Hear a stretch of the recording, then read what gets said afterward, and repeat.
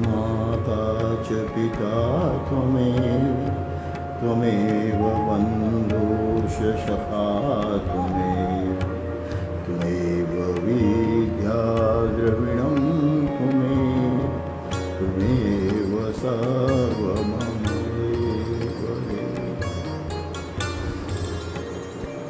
ब्रह्मा विष्णु गुरुदेवो महेश्वरो गुरु साक्षात् परं ब्रह्म तस्मै श्री गुरुवे नमो नमः नमो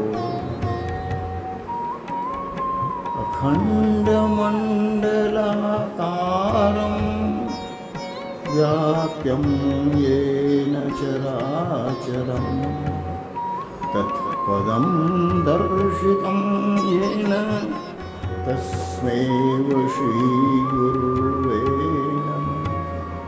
नमो नमो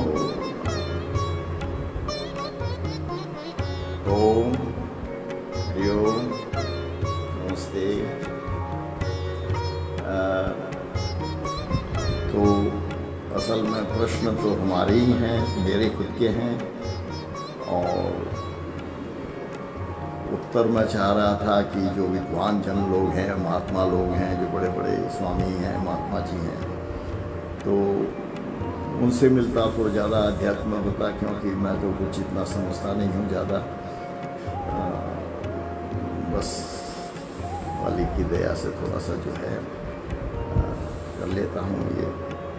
तो सबसे पहला क्वेश्चन है, क्या ओम का बिंदी निर्गुण व सगुण ब्रह्म का प्रतीक है? तो ओम अपने आप में एक बहुत बड़ी चीज है। ओम शब्द तीन अक्षरों से बना है। पहला अक्षर अ है, दूसरा उ है, तीसरा म है। अ बिगिनिंग है, पैदाइश है, शुरुआत है, जिसको ब्रह्मा का प्रतीक माना जाता है। उ उदरपूर्ति का सिंबल है, प्रतीक है। वो विष्णु को प्रतीक माना जाता है, और म महादेव का है, तो वो शिव जी का है। तो अ उ म इन तीनों अक्षरों से बन करके शब्द बनता है ओम। मेरे मालिक ने एक दफा कहा था कि शब्द क्या होता है, शब्द बनता कैसे है, फिर जो शब्द अक्षर से बनता है तो अक्षर कहाँ से बनता है, फिर अक्षर जहाँ से बनता है वो कहाँ से बनता है। तो अल्लाह बहुत ही इतनी बड़ी चीज़ बताई थी उन्होंने, कहा था कि जिसकी आज तक मुझे याद है। तो ओम ये हुआ। अब ओम के ऊपर जो चंद्रमा है वो सारी सृष्टि का प्रतीक है। वो प्रतीक सृष्टि का इसलिए है कि इसके अंदर सारे लोग रह सकते हैं, सब चीज़ें रह सकती हैं। चंद्रमा जैसे एक बहुत बड़ा थाल होता है या कटोरा होता है ना, उस तरह से चंद्रमा, तो उसके अंदर सारा पृथ्वी का सारे लोग उसमें हैं। और उसके ऊपर जो बिंदी है वो परमात्मा का प्रतीक है। अब परमात्मा जो है वो तो निर्गुण रूप हो गया। उस चंद्रमा के अंदर जो मनुष्य हैं, तो उन मनुष्यों में से ही एक सुरगुण रूप का परमात्मा भगवान होगा। तो बिंदी जो है वो सुरगुण रूप परमेश्वर का, सुरगुण रूप परमात्मा का प्रतीक है। इस तरीके से ओम बनता है। अब क्या है कि निर्गुण का है कि सरगुण का है, तो कह सकते हो कि ओम की बिंदी सरगुण का प्रतीक है, चंद्रमा सृष्टि का प्रतीक है जिसमें सारे लोग आए हैं, और ओम जो है वो ब्रह्मा विष्णु महेश तीनों का प्रतीक है। और तो ये अपन ये भी कह सकते हैं कि ये ओम जो है निर्गुण है। अब निर्गुण रूप सुलभ भयो कैसे, और फिर वो भी कहा है निर्गुण रूप सुलभ अति सगुण जानन को सुगम अगम नाना चरित सुनी मन मन भ्रम होए। तो निर्गुण रूप तो है बहुत सरल है।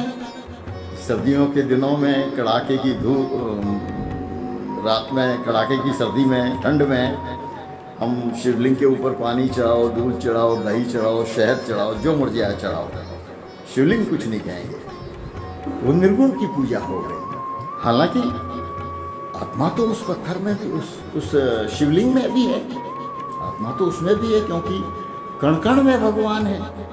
अगर हम उस शिवलिंग को तोड़ेंगे तो छोटा सा एक अणु आएगा, अणु को तोड़ेंगे तो परमाणु आएगा, परमाणु के भी अंदर जाएंगे तो हमें चलते हुए दिखेंगे, इलेक्ट्रॉन भागते हुए दिखेंगे, आंखों से नहीं दिखेंगे, माइक्रोस्कोप से दिखेंगे। तो परमात्मा का एक गुण ये भी है जिसमें गति हो, तो उसमें भी है भगवान, लेकिन हम उससे बात नहीं कर सकते, वो हमें बता नहीं सकते, समझा नहीं सकते, ये है वो है ऐसा है। तो इसलिए सगुण की महिमा ज़्यादा है। निर्गुण तो है, निर्गुण हर मनुष्य में आत्मा है, वो आत्मा शक्ति, आप उसको निर्गुण भी कह सकते हैं। और जो वही निर्गुण सगुण बनता है तो उसकी महिमा है, वो हमें सिखा, वो हमें समझा, वो हमें सिखा सकता है, वो हमें उस परमात्मा के पास ले जा सकता है। और उस परमात्मा तत्व को फिर क्या है कि हम अपनी आत्मा को जब जानेंगे तो वही आत्मा सभी मनुष्यों में है, तो फिर हमें किसी से कोई द्वेष, ईर्ष्या, द्वेष कुछ नहीं होगा।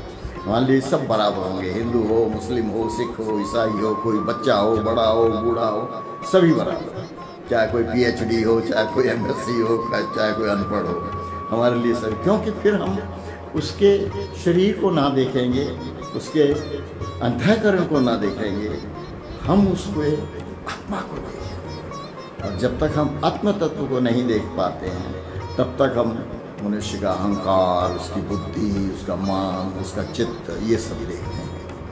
तो ये पहले ओहो काफ़ी 8 मिनट हो गए, मैं चाह रहा था कि छोटा से छोटा रखें। तो फिर अब तो अगली दफ़े ही दूसरे वीडियो में दूसरे प्रश्न का मेरे विचार बताऊंगा।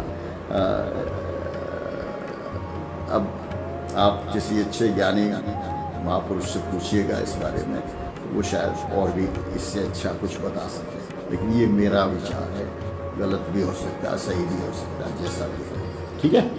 ओम हरि ओम, नमस्ते, जय हरि, जय हरि।